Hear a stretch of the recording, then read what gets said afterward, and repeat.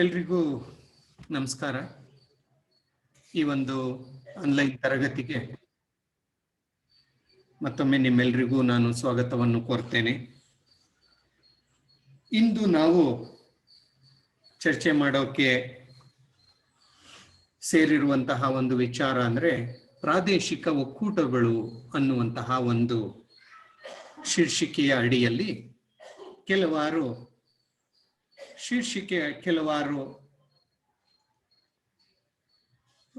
ಪ್ರಾದೇಶಿಕ ಒಕ್ಕೂಟಗಳ ಬಗ್ಗೆ ನಾವು ಚರ್ಚೆ ಮಾಡುವ ಕೆಲಸವನ್ನು ನಾವು ಮಾಡೋಣ. ಪ್ರಾದೇಶಿಕ ಒಕ್ಕೂಟಗಳು ಅಂದ್ರೆ ನಿಮಗೆ ಗೊತ್ತಿದೆ ಅರ್ಥ. ತಮ್ಮದೇ ಆದಂತಹ ರಾಜಕೀಯ, ಸಾಮಾಜಿಕ, ಆರ್ಥಿಕ ಮತ್ತು ಇತರೆ ರೀತಿಯ ಸಾಂಸ್ಕೃತಿಕವಾದಂತಹ ಒಂದು ಕ್ಷೇತ್ರಗಳಲ್ಲಿ ಸಹಕಾರವನ್ನು ಮಾಡಿಕೊಳ್ಳುವ ಸಲುವಾಗಿ ಎರಡೂ ಅಥವಾ ಹೆಚ್ಚಿನ ದೇಶಗಳು ಸೇರಿ ಮಾಡಿಕೊಳ್ಳುವಂತಹ ಒಂದು ಒಕ್ಕೂಟ ಅಥವಾ ಒಂದು ಸಂಘಟನೆ, ಅದನ್ನು ನಾವು ಪ್ರಾದೇಶಿಕ ಒಕ್ಕೂಟಗಳು ಅಂತ ನಾವು ಕರಿತೇವೆ.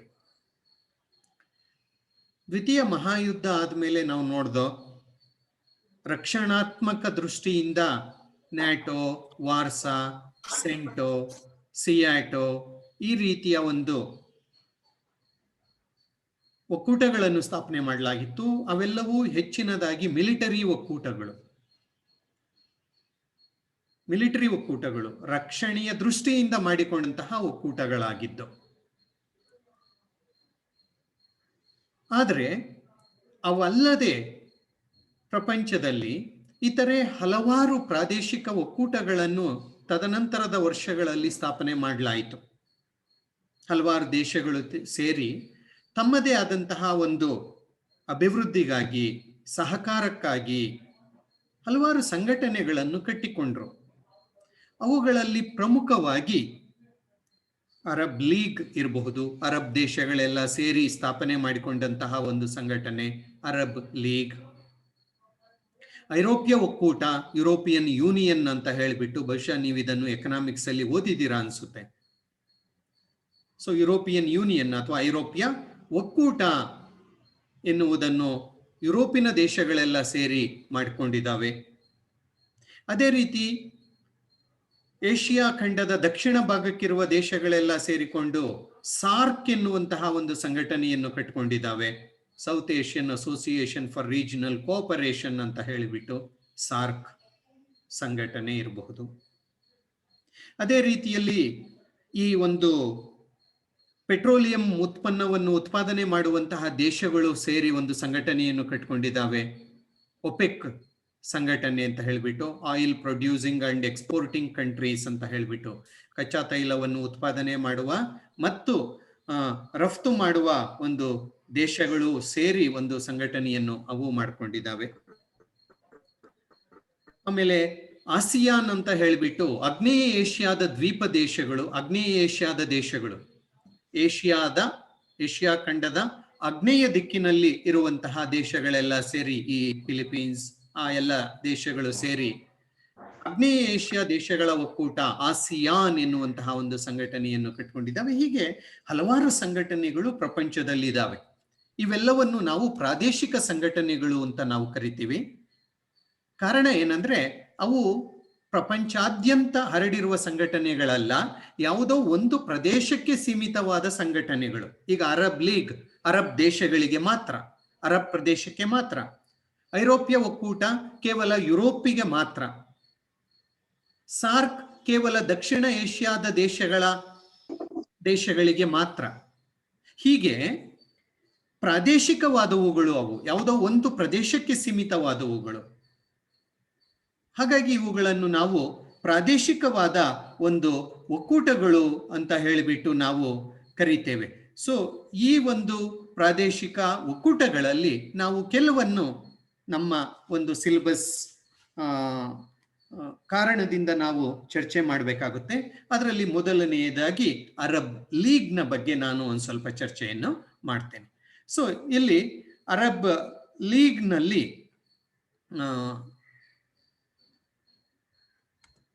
ನಾನು ಆಗಲೇ ಹೇಳಿದಂತೆ ಅರಬ್ ಲೀಗ್ ಅರಬ್ ದೇಶಗಳ ಒಂದು ಒಕ್ಕೂಟ. ಅರಬ್ ದೇಶಗಳು ಅಂತ ನಾನೀಗಾಗಲೇ ಹೇಳಿದ್ದೀನಿ, ಯಾವ್ಯಾವ ದೇಶಗಳು ಅಂತಲೂ ತೋರಿಸಿದ್ದೇನೆ. ಪ್ರಪಂಚದ ಮಧ್ಯಭಾಗದ ಪೂರ್ವಕ್ಕಿರುವ ಒಂದು ದೇಶಗಳ ಒಂದು ಸಮೂಹವನ್ನೇ ಅರಬ್ ದೇಶಗಳು ಅಂತ ಕರಿತೇವೆ. ಅರಬ್ ಆ ಒಂದು ಪ್ರದೇಶ ಅದು ಅರೇಬಿಯಾ. ಓಕೆ, ಮೊದಲೇನು ಅರೇಬಿಯಾ ಅಂತ ಏನು ಕರಿತಾ ಇದ್ರು ಆ ಒಂದು ಪ್ರದೇಶ. ಅವರೆಲ್ಲರೂ ಅರೇಬಿಕ್ ಭಾಷೆಯನ್ನು ಮಾತನಾಡ್ತಾರೆ. ಇಸ್ಲಾಂ ಧರ್ಮವನ್ನು ಅವರು ಆಚರಣೆ ಮಾಡ್ತಾರೆ. ಅವರ ಒಂದು ಸಂಸ್ಕೃತಿ ಎನ್ನುವುದೆಲ್ಲ ಒಂದೇ ಇದೆ. ಹಾಗಾಗಿ ಆ ಒಂದು ದೇಶಗಳೆಲ್ಲ ಸೇರ್ಕೊಂಡು ಒಂದು ಸಂಘಟನೆಯನ್ನು ಮಾಡಿಕೊಂಡು ಅದನ್ನೇ ನಾವು ಅರಬ್ ಲೀಗ್ ಅಥವಾ ಅರಬ್ ಒಕ್ಕೂಟ ಅಂತ ನಾವು ಕರಿತೇವೆ. ಅರಬ್ ದೇಶಗಳು ಅಂದ್ರೆ ಗೊತ್ತಲ್ಲ ನಿಮ್ಗೆ, Egypt, Iraq, Jordan, Lebanon, Syria, Saudi Arabia, ಇನ್ನು ಮುಂತಾದ ಹಲವಾರು ದೇಶಗಳ ಒಂದು ಪಟ್ಟಿ. I will give you a list of those countries. So ಈ ರೀತಿಯ ಒಂದು ಒಕ್ಕೂಟವನ್ನು ಅರಬ್ ದೇಶಗಳು ಸೇರಿ ಮಾಡಿಕೊಂಡು ಇದನ್ನು ಸ್ಥಾಪನೆ ಮಾಡಿದ್ದು 1945 ಮಾರ್ಚ್ 22ರಂದು ಈ ಒಂದು ಅರಬ್ ಲೀಗ್ ಎನ್ನುವಂತಹ ಒಂದು ಸಂಘಟನೆಯನ್ನು.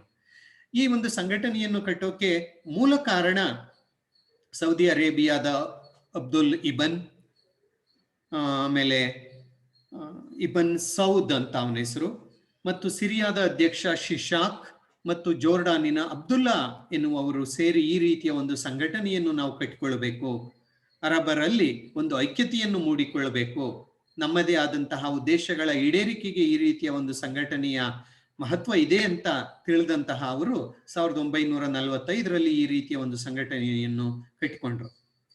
ಆರಂಭದಲ್ಲಿ ಈ ಒಂದು ಸಂಸ್ಥಾಪಕ ಸದಸ್ಯರು ಅಂತ ನಾವೇನು ಹೇಳ್ತೀವಿ, ಆರಂಭದಲ್ಲಿ 6 ಜನರಷ್ಟೇ ಇದರ ಸದಸ್ಯರು, ಫೌಂಡಿಂಗ್ ಮೆಂಬರ್ಸ್ ಅಂತ ಹೇಳ್ತೀವಿ, ಸ್ಥಾಪನೆ ಮಾಡುವಾಗ ಇರುವಂತಹ ದೇಶಗಳು. ಸೊ ಈ 6 ಜನ ಅವ್ರು ಯಾರಂದ್ರೆ Egypt, Iraq, Jordan, Lebanon, Saudi Arabia ಮತ್ತು ಸಿರಿಯಾ. ಸೊ ಈ ದೇಶಗಳು ಸೇರಿ ಮೊದಲು ಈ ಒಂದು ಸಂಸ್ಥೆಯನ್ನು ಕಟ್ಟಿಕೊಂಡು ಅದನ್ನು ಅರಬ್ ಲೀಗ್ ಅಂತ ಕರೀತಾರೆ. ಆದ್ರೆ ಇವತ್ತು ಅರಬ್ ಲೀಗ್ ನಲ್ಲಿ 22 ಸದಸ್ಯ ದೇಶಗಳಿದ್ದಾವೆ. There are 22 members. 22 ಇದಾವೆ. ಆದ್ರೆ ಅದನ್ನು ಸಿರಿಯಾದಿಂದ ಅಮಾನತುಗೊಳಿಸಲಾಗಿದೆ. 2011ರಿಂದ ಸಿರಿಯಾವನ್ನು ಸಸ್ಪೆಂಡ್ ಮಾಡಲಾಗಿದೆ, ಅರಬ್ ಲೀಗ್ ನಿಂದ ಅಮಾನತಿನಲ್ಲಿ ಇಡಲಾಗಿದೆ. ಕಾರಣ ನಾನು ಅದರ ಬಗ್ಗೆ ಮುಂದೆ ಮಾತನಾಡ್ತೇನೆ. ಓಕೆ, ಸೊ ಇದು ಅರಬ್ ಲೀಗ್ನ ಬಾವುಟ ಮತ್ತು ಲಾಂಛನ, ಅರಬ್ ಲೀಗ್ ಬಳಸುವಂತಹ ಬಾವುಟ ಮತ್ತು ಲಾಂಛನ. ರೈಟ್. ಸೊ ಈ ಮ್ಯಾಪ್ ನೋಡಿ, ಪ್ರಪಂಚದ ಒಂದು ಭೂಪಟದಲ್ಲಿ ಈ ಅರಬ್ ದೇಶಗಳು ಯಾವುವು ಅಂತ ಹೇಳಿಬಿಟ್ಟು ನಿಮ್ಗೆ ಇಲ್ಲೊಂದು ಪಟ್ಟಿ ಸಿಗುತ್ತೆ ನೋಡಿ. ಇದು ಮಧ್ಯಪ್ರಾಚ್ಯ ದೇಶಗಳು, ಇಲ್ಲಿ ಇಸ್ರೇಲ್ ಇದೆ, ಇದು ಈಜಿಪ್ಟ್, ಓಕೆ, ಇದು ಲೆಬನಾನು, ಜೋರ್ಡಾನು, ಸೌದಿ ಅರೇಬಿಯಾ, ಈ ಎಲ್ಲ ದೇಶಗಳು. ಇವೆಲ್ಲ ಆಫ್ರಿಕನ್ ದೇಶಗಳು, ಆಫ್ರಿಕಾದ ಉತ್ತರಕ್ಕೆ ಇರುವಂತಹ ಒಂದು ದೇಶಗಳು. ಸೊ ಈ ಗ್ರೀನ್ ಕಲರ್ ನಿಮ್ಗೆ ಏನ್ ಕಾಣುತ್ತೆ, ಇವೆಲ್ಲವೂ ಅರಬ್ ದೇಶಗಳು, ಅರಬ್ ಲೀಗ್ ನಲ್ಲಿ ಇರುವಂತಹ ದೇಶಗಳು. ಅರಬ್ ಲೀಗ್, ಅರಬ್ ಒಕ್ಕೂಟದಲ್ಲಿ ಸದಸ್ಯರಾಗಿರುವಂತಹ ದೇಶಗಳು ಒಟ್ಟು 22 ದೇಶಗಳು. ನೋಡಿ ಇಲ್ಲಿದೆ ಪಟ್ಟಿ. ಅರಬ್ ಲೀಗ್ನ ಸದಸ್ಯರುಗಳು ಯಾರು ಅಂತ ಹೇಳಿಬಿಟ್ಟು, ಅಲ್ಜೀರಿ, ಎಲ್ಲವೂ ಮುಸ್ಲಿಂ ದೇಶಗಳೇ. Okay, Algeria, Comoros, Egypt, Jordan, Lebanon, Mauritania, Oman, Qatar, Somalia, ಆಫ್ರಿಕಾದ ಒಂದು ದೇಶ, Tunisia, Yemen, Bahrain, Djibouti, Iraq, Kuwait, ಇವೆಲ್ಲ ನಿಮಗೆ ಗೊತ್ತಿದೆ. Iraq, Kuwait, Libya, Morocco, Palestine ಗೊತ್ತು ನಿಮಗೆ, ಸೌದಿ ಅರೇಬಿಯಾ, ಸೂಡಾನ್, ಆಫ್ರಿಕಾದ ಒಂದು ದೇಶ, ಮತ್ತು ಯುನೈಟೆಡ್ ಅರಬ್ ಎಮಿರೇಟ್ಸ್, ಅರಬ್ ಸಂಸ್ಥಾನಗಳು, ಮತ್ತು ಸಿರಿಯಾ.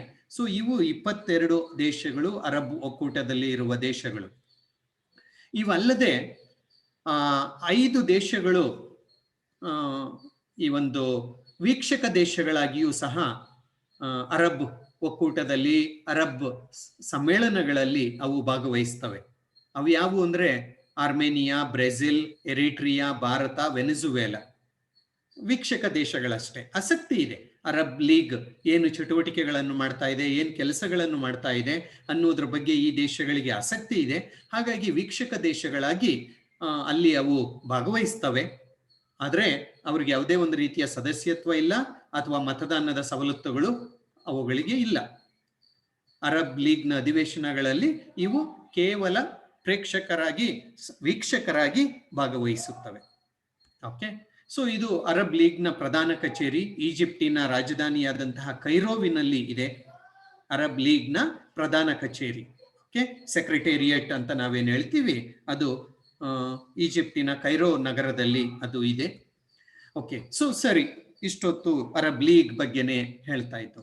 ಏನಕ್ಕೆ ಸ್ಥಾಪನೆಯಾಯಿತು, ಅದರ ಉದ್ದೇಶ ಏನು? ಸೊ ಕಾರಣಗಳು ಅಥವಾ ಉದ್ದೇಶಗಳು, ಇದು ಕಾರಣಗಳು ಅಂತನೂ ನೀವು ಬರಿಬಹುದು ಅಥವಾ ಉದ್ದೇಶಗಳು ಅಂತನೂ ಸಹ ನೀವು ಹೇಳ್ಬೋದು. ನೋಡಿ, ಅದರ ಉದ್ದೇಶ ಏನು, ಅರಬ್ ಲೀಗ್ ಏನಕ್ಕೆ ಸ್ಥಾಪನೆ ಮಾಡಿರು ಅಂತ ನಾವು ನೋಡ್ತಾ ಹೋದ್ರೆ, ಒಂದು ಸದಸ್ಯ ದೇಶಗಳಲ್ಲಿ ಧಾರ್ಮಿಕ, ಆರ್ಥಿಕ ಮತ್ತು ರಾಜಕೀಯ ಸಹಕಾರ, ಸದಸ್ಯ ದೇಶಗಳಲ್ಲಿ ಧಾರ್ಮಿಕ, ಆರ್ಥಿಕ ಮತ್ತು ರಾಜಕೀಯ ಸಹಕಾರವನ್ನು ಜಾರಿಗೆ ತರೋದು, ಸದಸ್ಯ ದೇಶಗಳ ಸಾರ್ವಭೌಮತ್ವ ಮತ್ತು ಸ್ವಾತಂತ್ರ್ಯವನ್ನು ರಕ್ಷಿಸುವುದು, ಸದಸ್ಯ ದೇಶಗಳ ಒಂದು ಸ್ವಾತಂತ್ರ್ಯಕ್ಕೆ ಏನಾದರೂ ಧಕ್ಕೆ ಆದರೆ ಅದನ್ನು ರಕ್ಷಿಸುವಂತಹ ಕೆಲಸವನ್ನು ಮಾಡುವ ಸಲುವಾಗಿ, ಆ ದೇಶಗಳ ಹಿತರಕ್ಷಣೆ ಕಾಪಾಡುವುದು, ಯಾರಾದರೂ ಬೇರೆಯವರು ದಾಳಿ ಮಾಡಿದರೆ ಎಲ್ಲರೂ ಒಟ್ಟಾಗಿ ಅದಕ್ಕೆ ಸಹಕಾರ ಕೊಡೋದು, ಈ ದೇಶಗಳ ನಡುವೆ ಹಣಕಾಸು, ನಾಣ್ಯ ವಿನಿಮಯ ಮತ್ತು ಸುಂಕ ವ್ಯವಹಾರಗಳಲ್ಲಿ ಸಹಕಾರ, ಹಣಕಾಸು, ನಾಣ್ಯ ವಿನಿಮಯ, ಸುಂಕ, ಟ್ಯಾರಿಫ್ಸ್ ಅಂತ ನಾವೇನು ಹೇಳ್ತೀವಿ, ವ್ಯಾಪಾರಿ ಸುಂಕಗಳು, ಅವುಗಳಲ್ಲಿ ಸಹಕಾರವನ್ನು ತರೋದು, ಕಡಿಮೆ ಮಾಡೋದು, ಒಂದೇ ರೀತಿ ಇಡೋದು, ಅದೆಲ್ಲ. ಆಮೇಲೆ ಸಾರಿಗೆ ಸಂಪರ್ಕದಲ್ಲಿ ಸಹಕಾರವನ್ನು ಜಾರಿಗೆ ತರೋದು, ಅದು ನೌಕಾಯಾನ ಇರ್ಬೋದು, ಏಕೆಂದ್ರೆ ಮೇಲೆ ನೀವು ಮೆಡಿಟರೇನಿಯನ್ ಸಮುದ್ರವನ್ನು ನೀವು ನೋಡ್ತೀರಾ. ಓಕೆ, ಸೊ ನೌಕಾಯಾನ ಇರ್ಬೋದು, ವಿಮಾನಯಾನ ಇರ್ಬೋದು, ಅಂಚೆ ಸೇವೆಗಳಿರ್ಬೋದು, ಇದರಲ್ಲಿ ಏಕ ರೀತಿಯನ್ನು ಸ್ಥಾಪನೆ ಮಾಡುವ ಮೂಲಕ ಒಳ್ಳೆಯ ಸಹಕಾರವನ್ನು ರೂಪಿಸಿಕೊಳ್ಳುವುದು, ಮತ್ತು ಅರಬ್ ದೇಶಗಳ ಸಾಂಸ್ಕೃತಿಕ ಸಹಕಾರ, ಸಾಮಾಜಿಕ ಚಟುವಟಿಕೆ ಮತ್ತು ಮಾನವ ಹಕ್ಕುಗಳ ರಕ್ಷಣೆ. ಸಾಂಸ್ಕೃತಿಕವಾದಂತಹ ಸಹಕಾರವನ್ನು, ನಮ್ಮ ಸಂಸ್ಕೃತಿಯನ್ನು ಬೇರೆ ದೇಶಗಳಲ್ಲಿ, ಆ ದೇಶದ ಸಂಸ್ಕೃತಿಯನ್ನು ನಾವು ನೋಡೋದು ಅಥವಾ ಅಳವಡಿಸಿಕೊಳ್ಳೋದು ಅಥವಾ ಅಪ್ರಿಷಿಯೇಟ್ ಮಾಡೋದು, ಅದೆಲ್ಲ. ಆಮೇಲೆ ಸಾಮಾಜಿಕ ಚಟುವಟಿಕೆಗಳು, ಆಮೇಲೆ ಮಾನವ ಹಕ್ಕುಗಳ ರಕ್ಷಣೆ ತುಂಬಾ ಇಂಪಾರ್ಟೆಂಟ್. ಮಾನವ ಹಕ್ಕುಗಳನ್ನು ನಾವೆಲ್ಲರೂ ರಕ್ಷಣೆ ಮಾಡಬೇಕು, ಗೌರವ ಕೊಡಬೇಕು. ಸೊ ಆ ಕೆಲಸವನ್ನೆಲ್ಲ ಮಾಡಬೇಕು ಅಂತ ಹೇಳಿಬಿಟ್ಟು ಈ ಅರಬ್ ಲೀಗ್ ಎನ್ನುವುದು ಸ್ಥಾಪನೆಯಾಯಿತು. ರೈಟ್. ಅರಬ್ ಲೀಗ್ ಎನ್ನುವಂತಹ ಸಂಘಟನೆ ತನ್ನದೇ ಆದಂತಹ ಒಂದು ಕೌನ್ಸಿಲ್ ಅನ್ನು ಹೊಂದಿದೆ, ಅರಬ್ ಲೀಗ್ ಕೌನ್ಸಿಲ್ ಅಂತ ನಾವು ಹೇಳ್ತೀವಿ. ಅದರಲ್ಲಿ ಎಲ್ಲಾ ಸದಸ್ಯ ದೇಶಗಳ ಪ್ರತಿನಿಧಿಗಳು ಅದರಲ್ಲಿ ಪಾಲ್ಗೊಳ್ತಾರೆ. ಪ್ರತಿಯೊಂದು ದೇಶಕ್ಕೂ ಒಂದು ಮತವನ್ನು ಚಲಾಯಿಸುವ, ಚರ್ಚೆಯಲ್ಲಿ ಮತ ಚಲಾವಣೆಗೆ ಅವಕಾಶ ಬಂದಾಗ ಮತ ಚಲಾಯಿಸುವ ಒಂದು ಅಧಿಕಾರ ಅನ್ನೋದು ಇರುತ್ತೆ. ಸೊ ಇದು ಒಂದು ರಾಜಕೀಯ ಒಂದು ಸಂಸ್ಥೆ. ಅರಬ್ ಲೀಗ್ ಒಂದು ರಾಜಕೀಯ ಸಂಸ್ಥೆ, ಅದರ ಜೊತೆಗೆ ಸಾಮಾಜಿಕ, ಆರ್ಥಿಕ, ಸಾಂಸ್ಕೃತಿಕ ಒಂದು ಸಹಕಾರವನ್ನು ಮೂಡಿಸುವ ಒಂದು ಗುರಿ ಇದಾಗಿದೆ. ಇಲ್ಲಿಯವರೆಗೆ ಇದು ಸುಮಾರು 33 ಶೃಂಗಸಭೆಗಳನ್ನು ನಡೆಸಿದೆ. ಅರೌಂಡ್ 33 ಶೃಂಗಸಭೆಗಳನ್ನು ಇದು ನಡೆಸಿದೆ. ಅಲ್ಲದೆ ತುರ್ತು ಸಮಯದಲ್ಲಿ ಇದು 11 ಶೃಂಗಸಭೆಗಳನ್ನು ನಡೆಸಿದೆ. ಎಷ್ಟು? 11 ಶೃಂಗಸಭೆಗಳನ್ನು ಇದು ನಡೆಸಿದೆ. ಸಾಮಾನ್ಯವಾಗಿ ಈ ಅರಬ್ ಲೀಗ್ನ ಕೌನ್ಸಿಲ್ ಏನಿದೆ, ಶೃಂಗಸಭೆ ಅಲ್ಲ, ಕೌನ್ಸಿಲ್ ಏನಿದೆ, ಶಾಸನ ಸಭೆಯ ರೀತಿ ಇದೆಯಲ್ವಾ, ಅದು ವರ್ಷಕ್ಕೆ 2 ಬಾರಿ ಸಭೆ ಸೇರುತ್ತೆ. ಮಾರ್ಚ್ನಲ್ಲೊಮ್ಮೆ, ಸೆಪ್ಟೆಂಬರ್ ಅಲ್ಲಿ ಒಮ್ಮೆ. ಎಲ್ಲಾ ದೇಶಗಳ ವಿದೇಶಾಂಗ ಸಚಿವರುಗಳು ಈ ಒಂದು ಲೀಗ್ ಕೌನ್ಸಿಲ್ ನಲ್ಲಿ ಪಾಲ್ಗೊಳ್ತಾರೆ. 2 ಬಾರಿ ಸಭೆ ಸೇರ್ತವೆ. ಅದರ ಮುಖ್ಯಸ್ಥನನ್ನು ಜನರಲ್ ಸೆಕ್ರೆಟರಿ ಅಂತ ಕರೀತಾರೆ, ಜನರಲ್ ಸೆಕ್ರೆಟರಿ ಅಂತ ಕರೀತಾರೆ. ಈಗ ಅರಬ್ ಲೀಗ್ ನ ಜನರಲ್ ಸೆಕ್ರೆಟರಿ ಅಹಮದ್ ಅಬುಲ್ ಗೆಹೆಟ್ ಅಂತ. ಅಹಮದ್ ಅಬುಲ್ ಗೆಹೆಟ್ ಎನ್ನುವರು ಅರಬ್ ಲೀಗ್ ನ ಜನರಲ್ ಸೆಕ್ರೆಟರಿಯಾಗಿ ಕೆಲಸ ಮಾಡ್ತಾ ಇದ್ದಾರೆ. ಓಕೆ, ಅದು ಬಿಟ್ರೆ 33 ಶೃಂಗಸಭೆಗಳಾಗಿದ್ದಾವೆ ಅಂತ ನಾನು ಹೇಳಿದ್ದೀನಿ. ತುರ್ತು ಸಮಯದಲ್ಲಿ 2 ದೇಶಕ್ಕಿಂತ ಹೆಚ್ಚು ದೇಶಗಳು ಇಷ್ಟಪಟ್ರೆ ತುರ್ತು ಶೃಂಗಸಭೆಗಳನ್ನು ಕರೆಯುವ ಒಂದು ಅಧಿಕಾರ ಈ ಒಂದು ಅರಬ್ ಲೀಗಿಗೆ ಇದೆ. ಓಕೆ, ಅದಲ್ಲದೆ 1950ರಲ್ಲಿ ಮಿಲಿಟರಿ ರಕ್ಷಣಾ ಕ್ರಮಗಳ ಸಮನ್ವಯಕೆಗೆ ಸಹಿ ಹಾಕಿದ್ರು. ಮಿಲಿಟರಿ ರಕ್ಷಣೆಗೂ ನಮ್ಮನ್ನು ನಾವು ತೊಡಗಿಸಿಕೊಳ್ಬೇಕು, ಯಾರಿಗಾದ್ರೂ ತೊಂದರೆ ಆದರೆ ಅಂತ ಹೇಳಿಬಿಟ್ಟು. ಓಕೆ, ಆಮೇಲೆ 2015ರಲ್ಲಿ ಅರಬ್ ದೇಶಗಳು, ಅಂದ್ರೆ ಅರಬ್ ಕೂಟದ ಎಲ್ಲ ಸದಸ್ಯ ದೇಶಗಳು ಸೇರಿ ದೇಶಗಳಲ್ಲಿ ಉಗ್ರವಾದ ಮತ್ತು ಭಯೋತ್ಪಾದನಾ ಚಟುವಟಿಕೆಗಳು ಮತ್ತು ಬೇರೆ ಬೇರೆ ರೀತಿಯ ಒಂದು ಬೆದರಿಕೆಗಳನ್ನೆಲ್ಲ ನಾವು ಎದುರಿಸಬೇಕು ಅನ್ನುವ ಒಂದು ದೃಷ್ಟಿಯಿಂದ ಜಂಟಿ ಅರಬ್ ಮಿಲಿಟರಿ ಪಡೆಯನ್ನು ಸ್ಥಾಪನೆ ಮಾಡಬೇಕು ಅಂತ ಆಲೋಚನೆ ಮಾಡಿರು. ಜಂಟಿ ಅರಬ್ ಲೀಗ್ ಮಿಲಿಟರಿ ಪಡೆ ಅಂದ್ರೆ ಎಲ್ಲ ಸದಸ್ಯ ದೇಶಗಳು ಸೇರಿ ಒಂದು ಒಟ್ಟಾರೆ ಮಿಲಿಟರಿ ಪಡೆಯನ್ನು, ವಾಲಂಟರಿ ಮಿಲಿಟರಿ ಫೋರ್ಸ್ ಅನ್ನು ಸ್ಥಾಪನೆ ಮಾಡ್ಕೊಳ್ಬೇಕು. ನಮ್ಗೆ ಏನಾದ್ರೂ ತೊಂದರೆ ಆದ್ರೆ ಅದರ ಮೂಲಕ ಅದನ್ನು ನಾವು ಇತ್ಯರ್ಥಪಡಿಸಿಕೊಳ್ಬೇಕು ಎನ್ನುವಂತಹ. ನೋಡಿ, ಆರಂಭದಲ್ಲಿ ಇದು ಮಿಲಿಟರಿ ವಿಚಾರವನ್ನೇನು ಹೊಂದಿರಲಿಲ್ಲ. ಆದ್ರೆ ಬರ್ತಾ ಬರ್ತಾ ಬದಲಾವಣೆಗಳಾದಂತೆ, ಬೆಳವಣಿಗೆಗಳಾದಂತೆ ಅದು ಮಿಲಿಟರಿ ಒಂದು ಪಡೆಯನ್ನು ನಾವು ಹೊಂದಬೇಕು ಅಂತ ಹೇಳಿಬಿಟ್ಟು ಅದು ಘೋಷಣೆ ಮಾಡಿಕೊಳ್ತು. ಅದಲ್ಲದೆ 1964ರಲ್ಲಿ ಅರಬ್ ಲೀಗ್, ಅರಬ್ ದೇಶಗಳ ನಡುವೆ ಶೈಕ್ಷಣಿಕ, ಸಾಂಸ್ಕೃತಿಕ ಮತ್ತು ವೈಜ್ಞಾನಿಕವಾದಂತಹ ವಿಚಾರಗಳ ಬಗ್ಗೆ ಹೆಚ್ಚು ಸಂಪರ್ಕವನ್ನು ಸ್ಥಾಪಿಸುವ ಸಲುವಾಗಿ, ಸಹಕಾರವನ್ನು ಮಾಡಿಕೊಳ್ಳುವ ಒಂದು ಸಲುವಾಗಿ ALECSO ಅಂತ ಹೇಳಿಬಿಟ್ಟು ಅರಬ್ ಲೀಗ್ ಶೈಕ್ಷಣಿಕ, ಸಾಂಸ್ಕೃತಿಕ ಮತ್ತು ವೈಜ್ಞಾನಿಕ, Arab League educational, cultural, scientific organization ಅಂತ ಹೇಳಿಬಿಟ್ಟು ಸ್ಥಾಪನೆ ಮಾಡಿಕೊಂಡ್ರು. ಓಕೆ, ಅದಲ್ಲದೆ council of Arab economic unity, CAEU, council of Arab economic unity ಎನ್ನುವಂತಹ ಒಂದು ಸಂಘಟನೆಯನ್ನು ಕಟ್ಟಿಕೊಂಡು ಆ ಮೂಲಕ ತಮ್ಮ ತಮ್ಮ ನಡುವಿನ ಆರ್ಥಿಕ ಸಂಬಂಧಗಳನ್ನು ಉತ್ತಮಗೊಳಿಸುವಂತಹ, ಸಹಕಾರವನ್ನು ಮಾಡಿಕೊಳ್ಳುವಂತಹ ಒಂದು ಕೆಲಸವನ್ನು ಅದು ಮಾಡ್ತಾ ಇದೆ. ಸೊ ಹೀಗೆ ಲೀಗ್ ರಾಜಕೀಯವಾಗಿ ರಕ್ಷಣೆ ಮಾಡೋದು, ಸಹಕಾರವನ್ನು ಮಾಡುವ ಕೆಲಸವನ್ನು ಮಾಡ್ತಾ ಇದೆ, ಆರ್ಥಿಕವಾಗಿ ಕೊಡುಕೊಳ್ಳುವಂತಹ ಕೆಲಸವನ್ನು ಅದು ಮಾಡ್ತಾ ಇದೆ, ಸಾಂಸ್ಕೃತಿಕ, ವೈಜ್ಞಾನಿಕ ಒಂದು ಸಂಶೋಧನೆಗಳಲ್ಲಿ ಸಹಕಾರವನ್ನು ಮಾಡ್ತಾ ಇದೆ, ತಂತ್ರಜ್ಞಾನವನ್ನು ಎಲ್ಲರೂ ಬಳಸಿಕೊಳ್ಳುವ ಒಂದು ರೀತಿಯಲ್ಲಿ ಅದು ಕೆಲಸವನ್ನು ಅದು ಮಾಡ್ತಾ ಇದೆ, ಮತ್ತು ಸಾಮಾಜಿಕ ಕಾರ್ಯಕ್ರಮಗಳನ್ನು, ಎಲ್ಲ ದೇಶಗಳು ಒಟ್ಟಾರೆಯಾಗಿ ಸಾಮಾಜಿಕ ಕಾರ್ಯಕ್ರಮಗಳನ್ನು ಜಾರಿಗೆ ತರುವ ಒಂದು ಕೆಲಸವನ್ನದು ಮಾಡ್ತಾ ಇದೆ. ಇದಲ್ಲದೆ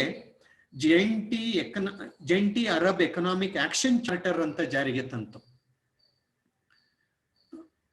ಜಾಯಿಂಟ್ ಎಕನಾಮಿಕ್ ಆಕ್ಷನ್ ಚಾರ್ಟರ್ ಅನ್ನುವಂತಹ ಒಂದು ಯೋಜನೆಯನ್ನು ಇದು ಜಾರಿಗೆ ತಂದು ಎಲ್ಲಾ ದೇಶಗಳ ಆರ್ಥಿಕ ಅಭಿವೃದ್ಧಿಗೆ ಈ ಒಂದು ಚಾರ್ಟರ್ ಮೂಲಕ ಕೆಲಸ ಮಾಡುವ ಒಂದು ಪ್ರಯತ್ನಕ್ಕೆ ಈ ಒಂದು ಅರಬ್ ಲೀಗ್ ಮುಂದೆ ಬಂತು.